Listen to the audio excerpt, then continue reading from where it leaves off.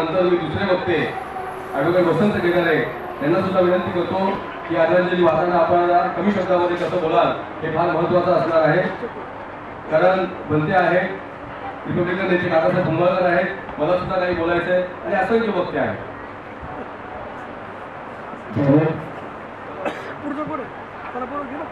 महाकारुणी तथागत भगवान गौतम बुद्ध, बोधिसत्व डॉक्टर बाबासाहेब आंबेडकर आणि सर्व नेत्यांना दिवाळ अभिवादन.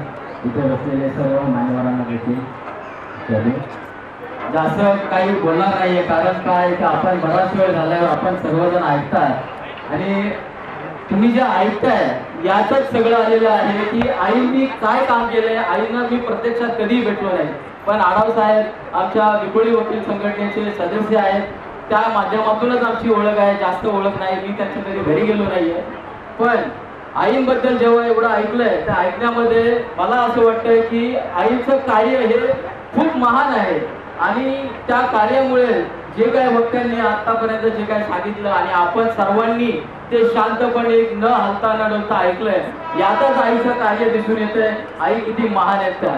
मी जास्त काही न बोलता माझ्या विपुळी वकील संघटनेच्या वतीनं मी त्यांना आदरांजली वाहतो, माझ्या स्नेही फाउंडेशनच्या वतीने त्यांना आदरांजली वाहतो आणि माझ्या केदारे परिवाराच्या वतीने आदरांजली वाहतो आणि इथे सांगतो. धन्यवाद.